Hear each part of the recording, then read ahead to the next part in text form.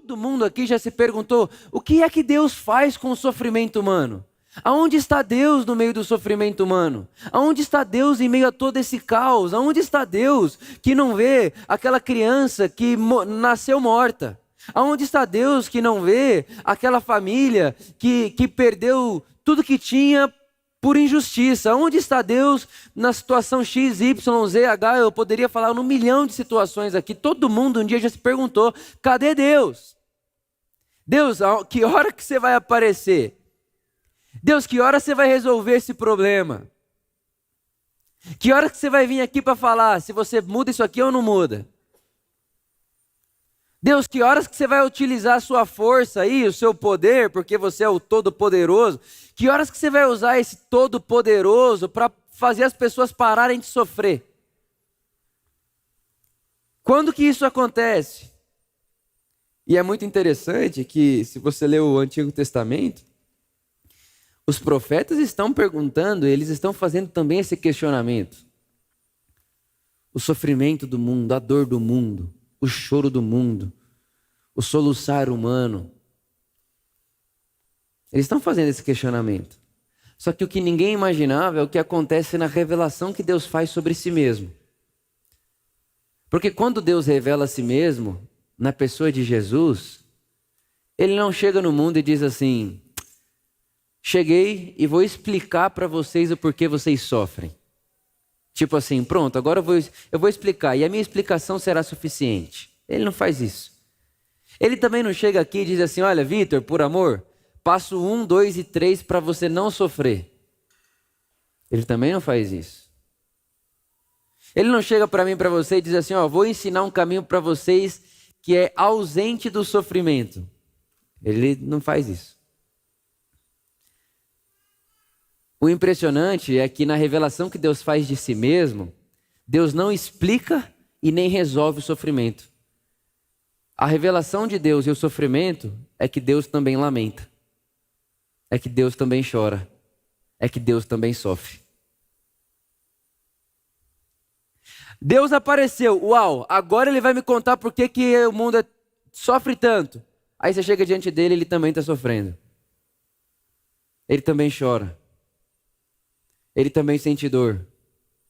A revelação que Deus faz de si mesmo a respeito do sofrimento não é como resolvê-lo. Mas Deus também lamenta.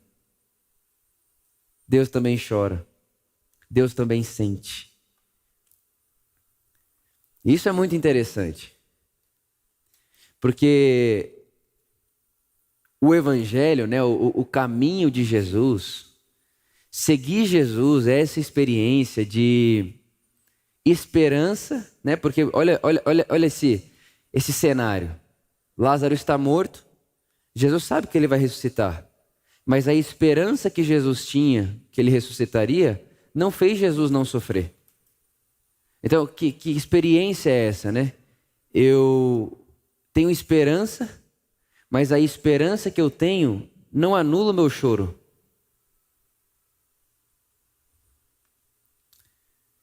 Eu tenho esperança, mas a minha esperança não me faz viver uma fantasia. Eu não vou negar o meu sofrimento. Eu choro. Eu choro, e chorar é redimir o mundo também.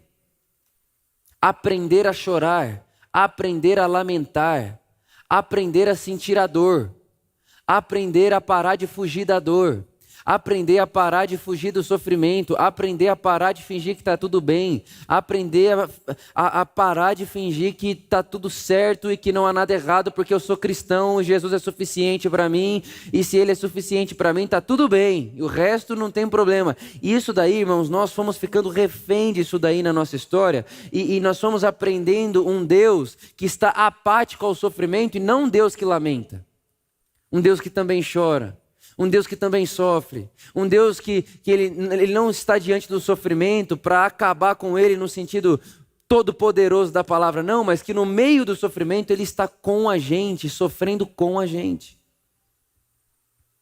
É assim que o salmista Davi, né, explica e explicita ali a sua experiência com Deus. O Senhor é meu pastor, nada me faltará. Deitar-me faz em verdes pastos, e guia-me mansamente às águas tranquilas. Refrigera minha alma, guia-me pelas veredas da justiça, por amor do seu nome. E ainda que eu ande pelo vale da sombra da morte, não temerei mal algum, porque tu estás comigo. Não é um Deus apático ao meu vale de sombra e morte.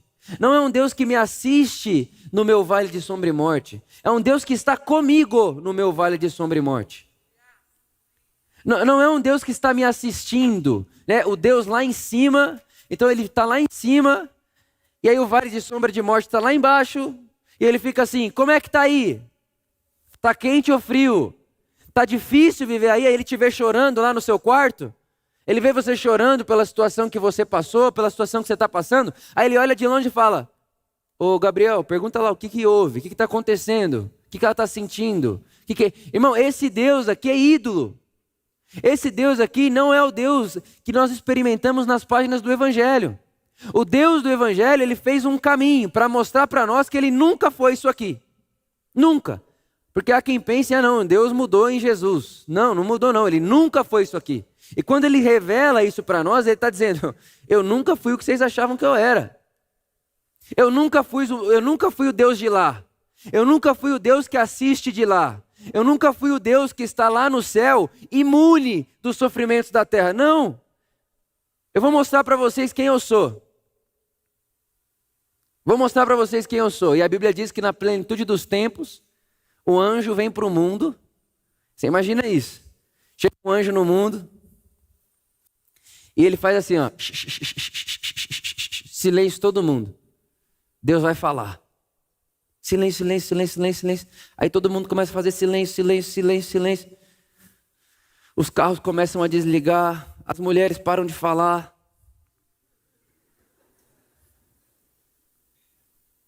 Nem Deus acredita, né? Aquele silêncio, silêncio, silêncio. Você imagina, todo mundo, Deus vai falar, Deus vai falar. Aí está todo mundo assim, agora Deus vai responder o nosso clamor, Deus vai responder a nossa angústia, Deus vai responder a nossa ânsia. Aí de repente, sabe aquele silêncio absoluto que você ouve só o grilo? Sabe, aquele silêncio que chega a incomodar pessoas ansiosas. De repente um bebê começa a chorar.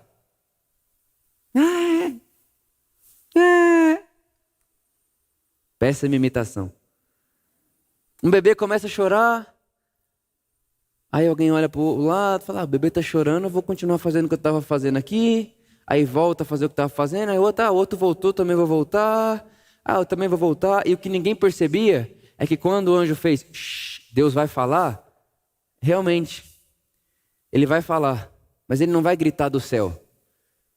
Ele acabou de nascer numa manjedoura, como criança, como bebê.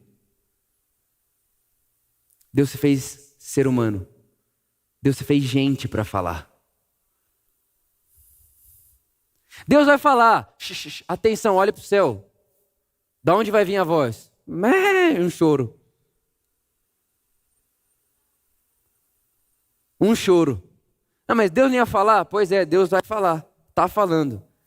Nasceu. E ninguém percebeu.